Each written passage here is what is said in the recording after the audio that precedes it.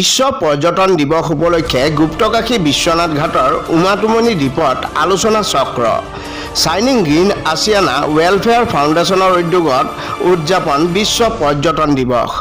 পৰ্যটন ক্ষেত্ৰখনত বিশ্বনাথ জিলাক আৰু এখোজ আগুৱাই নিবলৈ এই ক্ষেত্ৰখনৰ অহৰহ কাম কৰি অহা শাইনিং গ্ৰীণ আছিয়ানা ৱেলফেয়াৰ ফাউণ্ডেশ্যনৰ স্বত্বাধিকাৰ তথা সঞ্চালিকা ডক্টৰ কিশোৰ হাজৰিকা স্নিগ্ধা জ্যোতি গোস্বামীয়ে বিশ্ব পৰ্যটন দিৱস হিচাপে এক আলোচনা চক্ৰ অনুষ্ঠিত কৰে।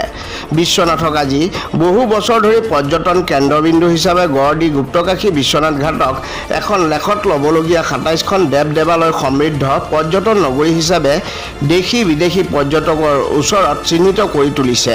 সমান্তৰালভাৱে বিশ্বনাথ সদৰ জিলাখনৰ বিহালী গহপুৰ বহু ইতিহাস প্ৰসিদ্ধ ঠাইসকলকো পৰ্যটনৰ স্থল হিচাপে পৰ্যটকক আকৰ্ষণ কৰিবলৈ নতুন নতুন চিন্তাৰ বাবে আজি জিলাখনৰ ভিন্ন প্ৰান্তৰ বহু বিশিষ্ট ব্যক্তি দল সংগঠন সাংবাদিক স্থানীয় ৰাইজৰ মাজত এক আলোচনা চক্ৰ অনুষ্ঠিত কৰে।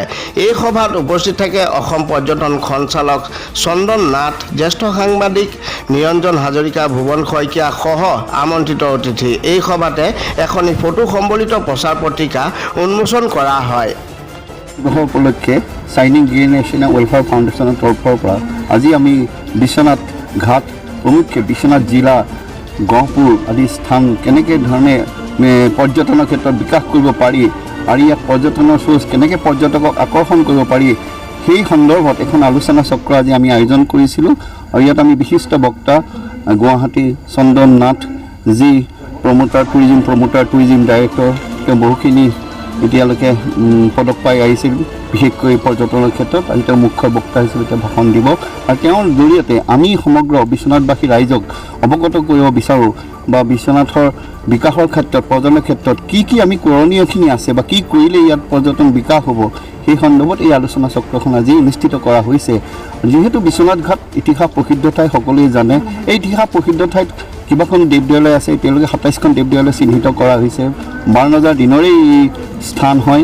গতিকে পৌৰাণিক স্থানৰ মানে ৰিলিজিয়াছ টুৰিজিম হিচাপেই হওক, ৰিভাৰ টুৰিজিম কাৰণেই হওক বা আদাৰ টুৰিজিম ক্ষেত্ৰত কি ধৰণে ডেভেলপ কৰিব পৰা যায় এই সমস্ত কথা ইয়াত আলোচনা কৰি আৰু ইয়াৰ লগতে সংগতি ৰাখি আমাৰ যি চাহ পৰ্যটন টি টুৰিজিম আৰু ইয়াৰ লগতে আমাৰ গহপুৰ যিখিনি আছে বা তাৰ পাদদেশত যি দাঁতিকাষৰীয়া অৰুণাচলৰ কিছুমান সুন্দৰ ভৌগোলিক স্থান আছে য'ত আমাৰ এতিয়াও পৰ্যটকসকলে গৈ আনন্দ কৰে বা পিকনিক আদি বনভোজ আদি খায়।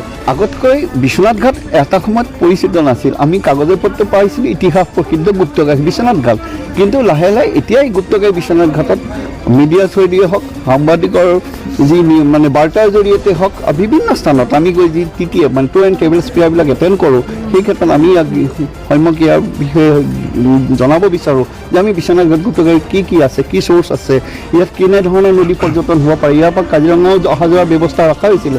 গতিকে আমি 2011-14 চনৰ পৰা যেতিয়া বিশ্বনাথ ফেষ্টিভেল আৰম্ভ হৈছিল তাৰ পৰা আমি দেখা পাইছোঁ ক্ৰমান্বয়ে মানে খুব বিশেষভাৱে নহয়, ক্ৰমান্বয়ে কিন্তু পৰ্যটকৰ ইয়াত বৃদ্ধি পাইছে আৰু বহু ক্ষেত্ৰত আমি দেখোঁ মঠ মন্দিৰ দৰ্শন কৰিবলৈ আহিছে।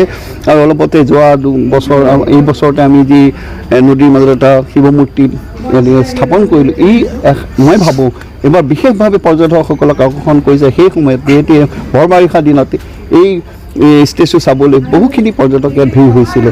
গতিকে মই ভাবোঁ আৰু অনাগত দিনত যিমান প্ৰচাৰ হ'ব আৰু বা ইয়াত কি কাৰ্য আমি কৰিবলগীয়া আছে সেইখিনি যদি কৰি আমি সকলো ৰাইজে যদি একত্ৰিত হৈ ইয়াৰ আমি ভাবোঁ যে বিশ্বনাথৰ পৰ্যটনক অলপ ডেভেলপ কৰিব লাগে, নিশ্চয় মই ভাবোঁ পৰ্যটক আহিব। কাৰণ ইয়াতকৈ বহুত পিছপৰা ঠাই আজি পৰ্যটকৰ দৃষ্টি আকৰ্ষণ কৰিছে আৰু ইয়াত আমাৰ সকলো সম্বল আছে, প্ৰাকৃতিকভাৱে হওক ধাৰ্মিকভাৱেই হওক, সকলো সম্বল থকাৰ পিছতো আমি বহুত ক্ষেত্ৰত পিছ পৰি আছোঁ। গতিকে মই আশা ৰাখিছোঁ অসমৰ এটা অন্যতম পৰ্যটনস্থলী হিচাপে ইতিহাস প্ৰসিদ্ধ বিশ্বনাথ ঘাটেদি উপস্থাপন হ'ব।